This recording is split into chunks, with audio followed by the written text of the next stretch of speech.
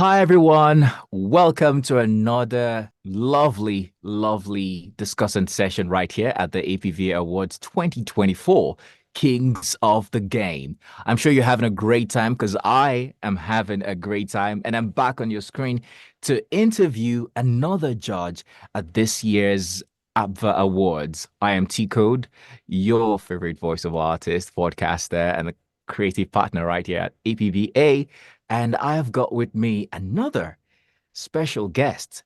Okay, I call him a special guest, but actually he's one of the judges at the APV Awards 2024 in the podcast category. Is a writer, a copywriter, a creative director, a podcaster. He loves to describe himself as an audio fanatic. And guess what? Is the managing director and one of the co-founders of the South African Podcasters Guild. So it's our pleasure to have him as one of our judges at this year's award event. I am talking about all the way from South Africa, Jonathan Vanka. Hi, Jonathan. Hi, Tolu. Thanks for getting, you did a great job on the surname, mate. Well done. Thanks for Yes, having me. you're welcome. And it's a pleasure having you as one of our judges this year. How has it been judging, you know, um, a lot of entries from podcasters across the world. I mean, across Africa. I know you're very familiar with the South African terrain, but now you have to deal with podcasts from different countries. So, how's Yeah. that experience been for you?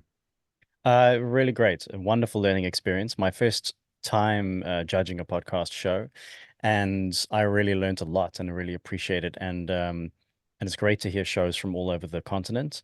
And it was 143 shows, I think, were on my list. So it was quite a mission. But I think that I learned so much that it was definitely worth it.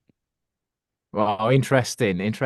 So now let's talk about the event itself, the award event itself. It's one of the very few award events going on in the continent for podcasters and voice actors and spoken word artists. What do you think is the relevance of such an event spotlighting podcasters across the continent? What's the relevance of such for the talents in the continent? Well, I think for one thing, it exposes podcasting to advertisers, to listeners, to the public. You know, we're really raising the profile of podcasting across the continent, which is important. And the second way it benefits everyone is that it shows podcasters what a good podcast is, because they see the winners, they see the finalists, and then they can, in their category, you know, there might be a show that's similar to what they're making. They can go and listen to it and they can say, okay, what are they doing right? And what can I improve to get to this level? Gives you something to shoot for. And I think just naturally, some people are driven by competition and they'll increase the quality of their own shows just by simply being thinking like, oh, I can win an award for this. So, yeah, I think there's a number of important uh, benefits to a podcast awards show. Beautiful. It makes people, do more than just doing podcasts for, I mean, the idea that you can get awarded alone will motivate you to do better. And I like that. So Mm, let's talk about the insights you get from being a judge. mm. You, like you said, are going through over 100 podcast shows and the things that you keep hearing over and over and over again that you feel like these are the great qualities that makes a good podcast. And there are certain things that you hear and you were like, or you'd be like, I wish this person had not done this. Mm. So what are the lessons that you've learned so far? And if you could just sit down with about, say, 10 or 15 of these people and you tell them, I'd love you to continue doing this and I love you to stop doing this, what are those insight you could share with us? Uh, well, the difficult thing with podcasting is that it's a creative medium, right? So your standard, if you would listen to most podcast award winners, most of them would have kind of a catchy intro and then they'd go into some music and then they go back into the show and they might do an introduction and and there is a structure that many of us recognize as this is a good podcast. But that you can go beyond that. You can start just with talking. You don't need to have music. You can start with sound effects. You can start from the end and go, back to the beginning later. You can play with the genre so much that it's really hard to say whether something is bad or good in a creative field. Um, but if you don't put down some kind of guidelines, then then there are no standards, and then you don't have anything to compare against, essentially. I mean, another difficulty is that audio production for me is now table stakes, which is difficult in many countries where you might not have access to great equipment or the budget, because a lot of indie podcasters can't get a studio, certainly, and they might be recording on their phones or a laptop or something like that. So what I would say is, for a podcast awards show, your sound should at least be pleasant to listen to. And by hook or by crook, you got to figure that out. You've got to record in your cupboard or record in your bedroom or record under a blanket or something like that. But you can't record in a kitchen with a cell phone and expect to win an award for it. Unfortunately, it's just Mm. table stakes. And no show gets worse with good production quality. Every show gets better the better the sound is. So that is kind of a divide between kind of winners and non-winners this year, I think. But on average, I would say that the audio production is 70% there, I would say. Um, Mm.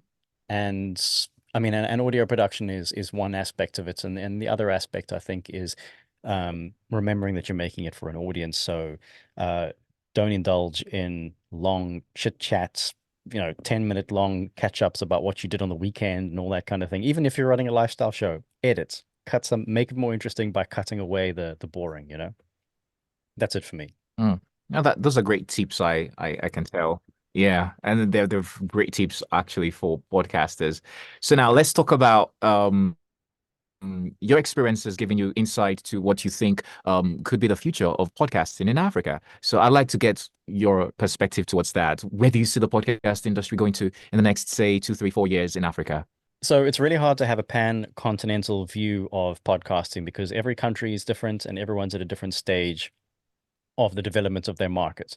And although I think indie podcasting is very democratized in that anyone can make a podcast, and if you got good content, you can make a successful podcast. I think that the structures for supporting podcast advertising, monetization, and that kind of thing we're all at different levels.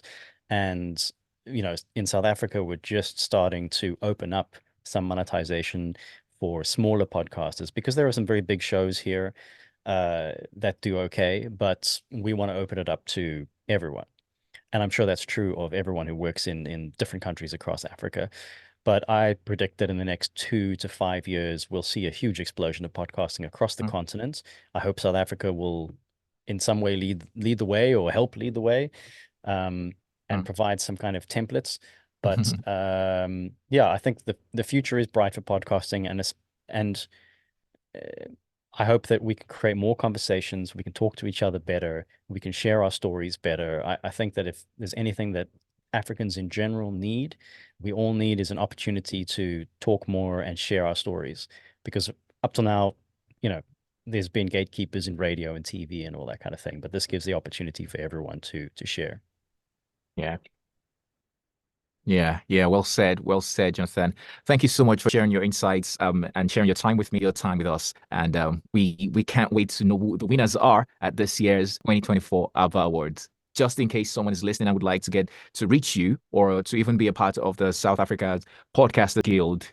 Mind sharing a contact or how they can reach you?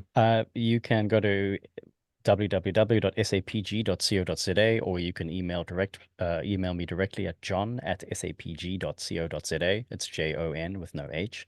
Yeah, happy to chat to anyone. All right. Thank you so much, Jonathan. And that's it. My name is Tik Awards. Let's get back to the rest of the award show as we listen to those who have been crowned the kings of the game. See you later. Cheers. Cheers.